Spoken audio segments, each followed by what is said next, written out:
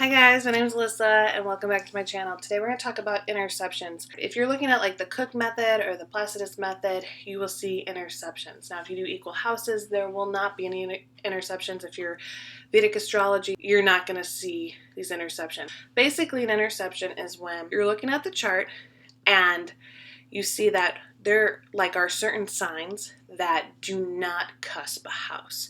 Every house, as we went through the house system, shows like your development in life, right? And so you have your first house of your identity, second house supports that with your value, yada, yada, yada. You're going through all of these signs in a row because every sign builds up on another sign. When a sign does not cusp a house, it means that you're missing that sign in your development. It means you are totally missing out on the lesson of the sign, the idea of the sign. You were not taught the sign. Some people like to think of interceptions as something that you can tap into whenever you want. That's not true. You can't just tap into that sign whenever you feel like it. That sign is actually kind of hard to reach and pretty sad. And all you can really do is take it as like a lesson, something that you need to learn on your own. And normally with these interceptions, you find out that people with them in their chart, they start realizing they're missing out when they get into the real world and they're not with their parents anymore and they're not developing. So once you finish your development, that's when you're like, man, I kind of missed out on this. For instance, I have a Libra interception. My son is in Libra intercepted. I didn't even date anybody until after high school. Libra being the sign of relationships in my 7th house. So it kind of makes a lot of sense. I seemed really picky because I have a Virgo descendant, but in all actuality, relationships was just something that I never got to experience. I never had a boyfriend in like 5th grade or, had my first kiss, when I was in 8th grade or, banged somebody when I was 16 because we had been dating for 3 years and it seemed like the right thing to do.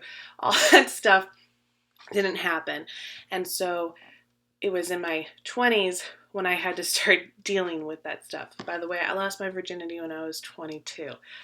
Yeah, right? I know. Some people can relate to me. Some people really think that's weird. At the same time, then Aries is also intercepted in my chart. That's like my, and it's in the 1st house, so it's in my identity. Aries being the sign of like who you are, intercepted in your identity. I'm kind of lost about who I was, but it was something that I strongly desired to figure out. And just like relationships, I strongly desired to figure out relationships and what I was supposed to do with them and where I was supposed to go with them. So I had a desire to figure these out, but it was hard and it took years.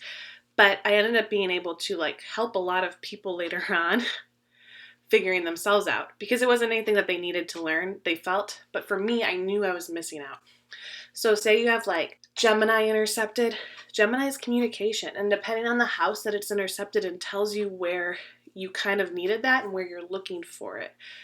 Say you have Gemini intercepted in the 11th house.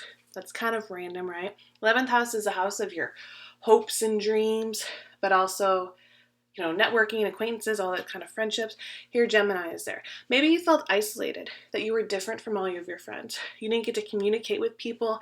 You changed schools a lot or something. And then you would have Sagittarius in the 5th house intercepted. So the 5th house being like the creative house in that part of your development when you get to like just express yourself. But here Sagittarius is sitting in there. You didn't get to be free. You didn't get to be yourself. You didn't get to be open-minded there. You were sort of set to these Scorpio rules because Scorpio then would cusp your 5th house. So having an interception is not ideal for anybody. It's definitely a sadder thing. No one really wants an interception, but if you're looking at your kids' charts, you can kind of see maybe what they're going to have to work on. It's not necessarily your fault that they're missing out on this. Maybe they just are. Like, for instance, I don't think it's my parents' fault that nobody wanted to date me until I was like 25. That was just something I had to learn, a lesson I had to learn. And also, if you have planets that are intercepted, so they're in the sign, but the sign that they're in is not cusping, it's kind of like they're hanging out with that planet, also wasn't really addressed in your development. So I know a lot of people with their sun intercepted just like mine. And the sun sign's my ego, right? It's my essence, who I am. And that was something I didn't really feel like, I kind of felt egoless my whole life. Just was never allowed to have any sort of confidence or belief in myself. It was weird. And even in school, that was kind of shut down. If I looked in the mirror too long, I was called a narcissist. You know, like if I was excited about a grade I got, people would be like, shut up, Alyssa, I didn't get that. You know, like I never really got to experience love for myself. And even now, that's something that I struggle with. And I think a lot of people with their sun intercepted do struggle with that. You're trying to like, hey, look at what I did, guys. Aren't you excited? And people are like, not really. Say if like your Mars intercepted, maybe that anger was never addressed, or the passion, and you feel passionless and angerless. But because it's intercepted, and of what everything I just said, you know, you can dive into that. You will have a natural desire to figure it out. It's just kind of the way that we are wired. We want to figure out what has been intercepted. So we might feel like on a lifelong quest to find it. You have an intercepted sign. You also then will have a double sign, a sign that you get more of in the house. For me, having Sagittarius and Gemini ruling two of my houses, it kind of, you know, just made those things easy for me. Besides the fact that Chiron's in Gemini, Gemini was something that I had an extra amount of in my life. A lot of noise, a lot of communication, too much noise and communication in my head.